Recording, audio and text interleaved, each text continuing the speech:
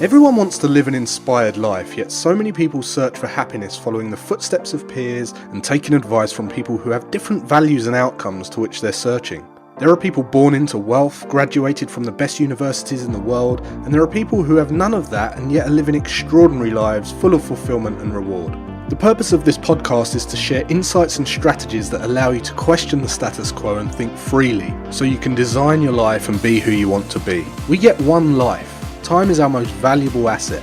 I believe that when we're free and able to focus on meaningful work, we become better human beings. This is Always Free, and I'm your host, Jason Graystone. Welcome to the leading podcast for financial empowerment and wealth creation. Subscribe to this podcast so you don't miss an episode. You can connect with Jason on social media and subscribe to the Jason Graystone YouTube channel for weekly videos. Don't forget to also subscribe to the weekly newsletter to receive frequent educational content and action steps to help you design your life so you can be who you want to be. For news on all future events and updates, go to jasongraystone.com. Well, welcome back to the podcast, guys. Hopefully you've all had a nice week so far. If you're listening to this for the first ever time, welcome. This is the number one podcast for financial empowerment and wealth creation, bar none. Okay, it's absolutely the number one podcast. So if you're listening to this one first, I highly recommend you go back to the beginning. If you go back to the beginning, you're going to see the whole journey, and I kind of built it in a specific order. So I highly recommend you go back. A lot of people go back to the beginning and then tell me, oh God, I've just binged 8, 9, 10 of your episodes whilst I was in the gym, and then I went home and I listened in the car, and they get kind of hooked on that journey. And that's because I built it in it's almost like I guess, one hooks on to the next kind of thing. So highly recommend you do. You'll get the most value that way. But if not, enjoy this one. This week's been a bit of an interesting one for me. Trading's been quite slow with the trading guys in the live room. I've actually had one trade on my swing trading account, which done all right, and then I've had one loser in the live room account, and then one at break even because I got triggered and then closed it out. So interesting, but very interesting on other things. I invested in a brand new startup. Okay, so it's a startup company, tech data company that I invested in this week, so that's exciting, and I'll let you know more about that as that unfolds. But this week I just really wanted to talk a little bit about kind of the social side of building wealth, because when you kind of put yourself out there and you're building a social following, you're building your social leadership. There is a wealth element to that as well, because people want to do business with you. Opportunities come to you. You don't have to go and ask as much for business, and people kind of just are magnetized towards you, right? And they're drawn towards you. And there is a massive aspect of that in wealth building, because income, right? Income. And I was talking about this the other day, and we was talking about an old conversation I had with someone, which I'll tell you about in a minute. But it was really around giving and receiving. Okay, and they kind of had this opinion that when you're on the social platform, you're just you're just taking. And I said, well, that's not really true, because although opportunities do flow to you, it's that person that's putting the outpouring of value every single day and putting themselves out there and choosing to go and deliver that value every single day to build a following. And I want to talk a little bit about this, because people have this warped opinion of you should be able to give more than you get, but somehow end up with an abundance of wealth and financial prosperity. And it just doesn't work like that. It really doesn't work like that. Whatever you give out, you get. And we were talking about this, and I started talking about Richard Branson, right? So we looked at Richard Branson's Twitter followers, and his Twitter followers have got something like 4.3 million followers. Now, he doesn't give anything, he doesn't charge anyone, right? Who charges stuff? Who charges the marketplace? Virgin. Now, if you look at Virgin's following on Instagram, they've got 205,000 followers at the time of this recording anyway. Okay, so then we looked at Gary Vee. Gary Vee's got 7.6 million. He doesn't personally charge the marketplace and get income from the marketplace. His business does, and his business, VaynerMedia, happens to have 200,000 followers. So it's vastly different. And then I think Elon Musk, we were looking at Elon Musk on Twitter, he had 31 million followers. 31 million followers with just 4.8 on Tesla. So it's not just, it doesn't work like that. It's not that people are putting themselves out there to just get some money for themselves. It's giving out value so that they get the fair exchange that equals out by the marketplace. And the more you give out, the more you get. It's literally impossible to give more than you receive, because just by definition, just by saying that, for everyone who gives something, someone's receiving something. All right? It's as simple as that. For everyone who gives something, someone else is receiving something. And it made me think about this charity event that I did a few years back now, because every year I raise money for charities in one way or two ways per year, and I like to do an event at the end of the year near a Christmas time, and I do it every single year, and then I'll do a couple of charity donations and things like that during the year. And there was this one particular event where I was raising my profile. It was at the time where I started talking online, and I was a bit weird because everyone was like, "Oh God, what's he doing? Oh no, he's talking on the Instagram Live and the Facebook Live. Oh no." And then obviously you lose some of those people because they just can't bear it. And then most of the people, though, they end up asking you, they get back in contact with you in the end and try and figure out, oh, what is it you're doing? It's really inspiring what you're doing. And that's just because they end up seeing a piece of themselves in you that's inspiring, and they realize that they're not, that they want to do it. But anyway, that's another rant entirely. But I was going out there and I was putting my name out there, and I was raising my social profile, and I was speaking, and I was giving my opinions and my thoughts and my insights and my tips and I was just sharing value with the world and growing a following, because it was a balanced growth, right? And this particular time, even though I'd run money for charity for years, I think the previous year before that, when I wasn't raising my profile, I'd cycled to Amsterdam, and we raised about 10 grand for an old people's hospice, and nothing was said then. But it was just this particular time, right? So I've been doing it for years, raising money for charity for years, and then this particular time, because I'm putting my name out there, I'm running for charity, and the guy says, "Oh, he only wants to raise money for this kid's charity to raise his own profile." And just someone saying that initially was very, very alien to me, because I'm completely on a parallel universe to that way of thinking. I didn't get it at first. I was like, "Well, what do you mean?" And then I kind of let it digest, and I thought, the people that say that kind of thing just do not get fair exchange. They've got this entire warped opinion that you should be able to give more than you get, and all of a sudden you should accumulate a large sum of wealth, and you should be able to live the life that you want to live. Well, that's not how the world works.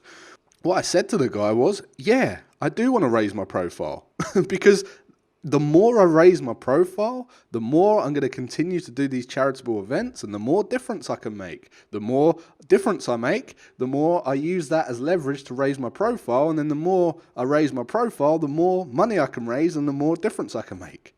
And it is as simple as that, right? There's nothing selfish about it. There's nothing narcissistic about it. There's nothing overly altruistic about it. It's just balanced. It's literally balanced. The more you give out, the more you get back. And the more you get back, the more you give out. It's as simple as that. And this kind of really, really holds people back, because it's a massive conflict in their mind. The greater the fair exchange, the greater your wealth. Think about all of the billionaires in the world and you'll see that there's billions of people they've served. I think Jeff Bezos was in the news this week after ploughing billions into renewable energies and things like that. So he's going to help more people than any of these people who are going, oh, Jeff Bezos is just greedy. He's just got, and they've got this one-sided opinion of giving or receiving. So the people who don't normally have the ability to comfortably do both, and they're being held back massively without even knowing, are the ones that are lacking one of two things. And it's either self-worth or what we call other worth, which is basically your worth to the world, your value to give to the world. And if you're lacking self-worth, you don't have the confidence to go out and put your values and opinions and insights out there. You don't have that self-worth. You don't value your time. You don't value your opinions. You don't value yourself. And your other worth is when you feel like people won't value your opinion. So you don't feel like you've got enough value to give to the world. So not just self-worth where you don't feel worthy of talking about it, but other worth is where you don't feel like you've got value to talk about. And you're normally lacking one of those two things, but these people become very, very frustrated because they're looking to have a life that they want, but they won't accept that there's balance, there's fair exchange. You have to go and give and get and give. Everyone in the world, just by the laws of physics, okay, are looking for fair exchange, balance.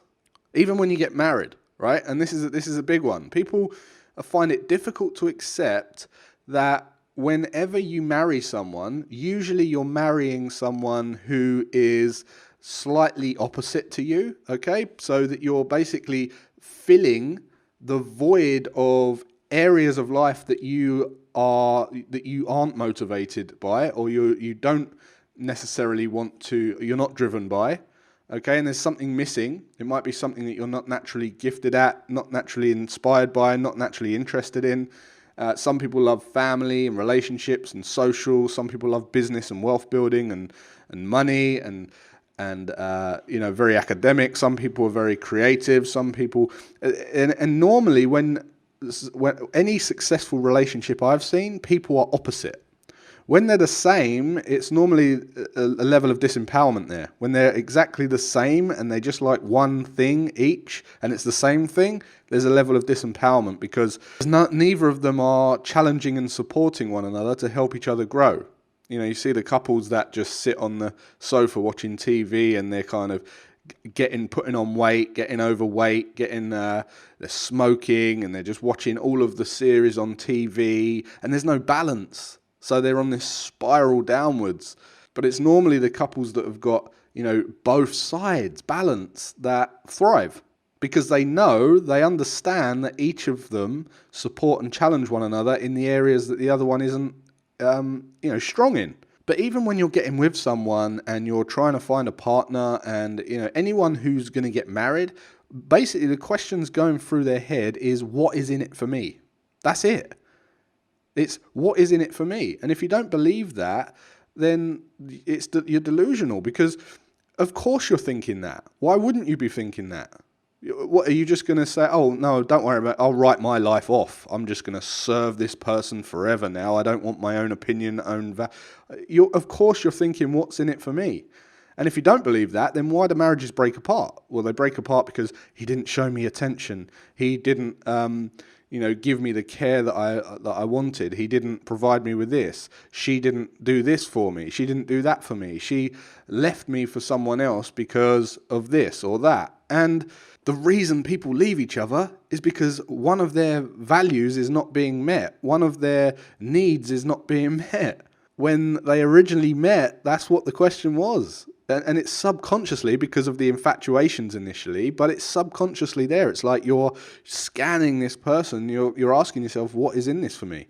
And the more you can believe that and the more you accept that, the more you can really start to understand the laws of balance and appreciate that you need fair exchange and there's both, and it's okay to give and it's okay to receive, and you'll live an abundant life. You will live a very, very prosperous life. Now, I know you guys listening to this understand. I know you understand, but I want you to relate to someone who who doesn't understand. And I just want to say, don't ever be set back by that person's opinions. In fact, share this podcast with them because these beliefs can really, really hold people back for a long, long time when they just believe that they should be only giving and they shouldn't be taking anything and they shouldn't be asking what's in it for me and they shouldn't be dared to raise their profile when they're raising money for a charity and they shouldn't be ever seen to be being selfish, ever. When all we want in life is to have an abundant life for us. That's all we want. We want to be inspired to do what we want to do every day. We don't want to do what someone else wants us to do every day. We want to do what we want to do every day. And it's okay. It's okay to say that. But having these opinions and people saying things like this can have a massive effect, especially when you're talking around your children, especially when you're talking around young people who are just taking in and absorbing all these beliefs. Because the other week, this is a little bit off topic, but kind of the same thing, how these kind of throwaway sayings or not thinking before you speak can really have a lasting effect on people. So my son, for instance, he's at the age where, they're all kind of trying to find acceptance and they want to be their own person, but they've still got to kind of fit in. And my son's always been a little bit different in the way that and it's great because he doesn't care that he's different. But he's still, there's still that challenge of fitting in with everyone else. And he'll wear slightly different clothes to everyone else. And it was coming up to one of those days at school where you could wear your own clothes. And he was a bit hesitant about going in. It was on the Friday and he said, I don't really want to go in because I don't want my friends to laugh or take the mick out of my clothes. I just can't be bothered with it. So he was already had a little bit of a complex about being himself, being authentic, going into the school and being accepted. And anyway, hats off, he went in, he didn't care. I said, look, don't care about what other people say, just go in. He went in, and the first thing the teacher did was come up to him and say, you can't wear those jeans. And he said, why can't I wear the jeans? So already he had a little bit in the back of his head of not being accepted. First thing the teacher did, a grown man, come up to him and said, you can't wear those jeans, they're too revealing. Right? Now we're talking about jeans that have the slit on the knee. Okay, so like the cool kind of trendy jeans that have a slit on the knee and they show a knee and they're quite cool and they're skinny jeans with a slit and the tassel bit on the knee. That's it, right? Too revealing. So immediately smacked down the boy when he's already on a back foot. And he came back and told me this and I said, what do you wear in PE, in physical education? And he said, well, yeah, they wear shorts. And I said, do the girls wear shorts? And he's like, yeah, the girls wear shorts. The boys wear shorts. Yeah, the boys wear shorts.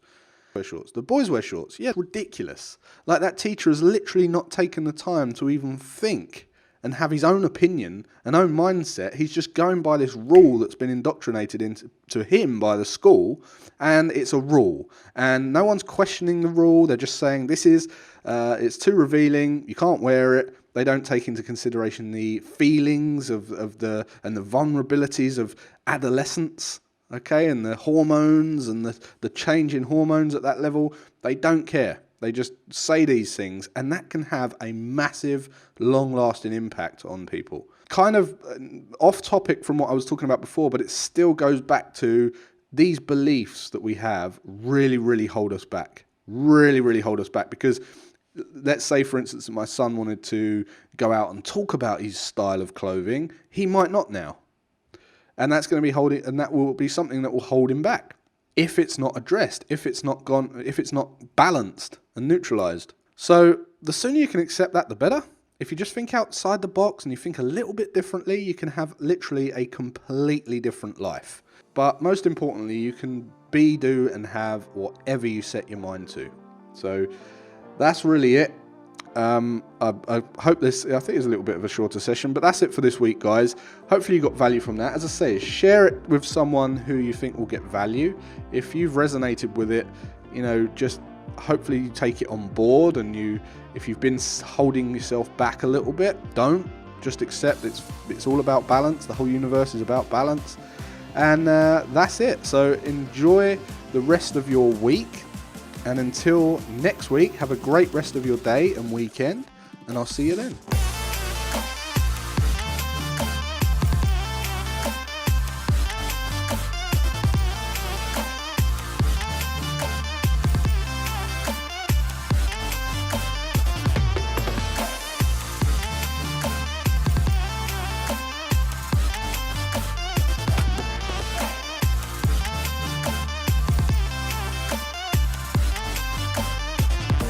Subscribe to this podcast so you don't miss an episode. For news on all future events and updates, go to jasongraystone.com.